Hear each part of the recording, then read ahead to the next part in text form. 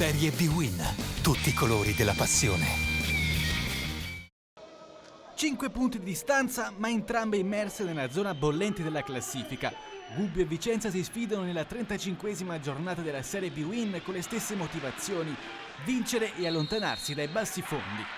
Inizia bene il Gubbio, cross pericoloso dalla sinistra di Mario Rui, deviazione pericolosa sotto misura di Zanchi che per poco non beffa Frison, ma poi la risposta del Vicenza, sponda di testa di Baclé, si inserisce bene Gavazzi, il cui tiro viene deviato da Donnarumma splendidamente. Il portiere del Gubbio evita la beffa dopo solo 6 minuti.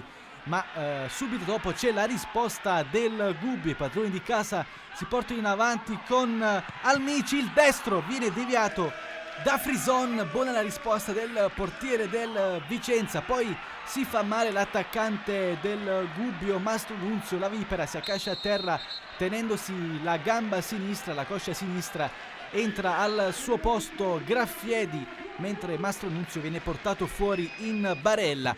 La risposta del Vicenza è ancora con Mustacchio, il tiro però è alto da buonissima posizione.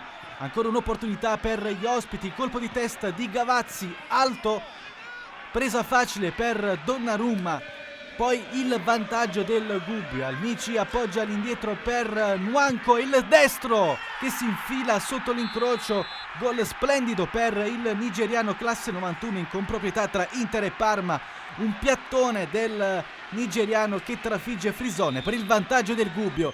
La risposta del Vicenza però è rabbiosa perché si catapultano in avanti gli uomini di Beghetto e riescono a trovare il pareggio. Prima sul tiro di Paolucci, respinto da Donnarumma. Arriva Mustacchio e corregge a rete per l'1-1. Finisce così la prima frazione di gioco con il risultato fermo sull'1-1.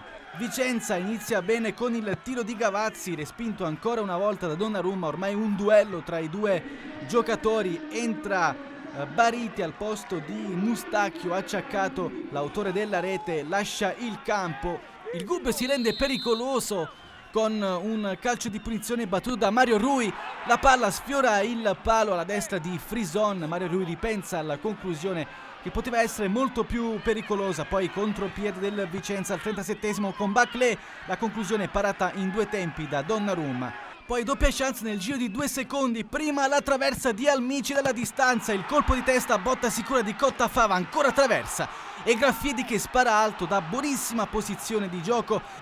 Rivediamo prima il destro di Almici che sbatte contro il legno. Poi il colpo di testa di Cottafava, botta sicura che sbatte ancora contro la traversa. Il tiro alto di Graffiedi.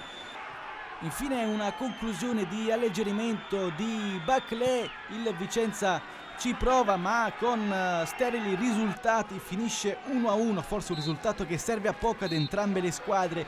Il Gubbio fa un piccolo passo in avanti salendo a 28 punti. Il Vicenza vede arrivare la nocerina dallo specchietto retrovisore, ma resiste al quart'ultimo posto con 33 punti.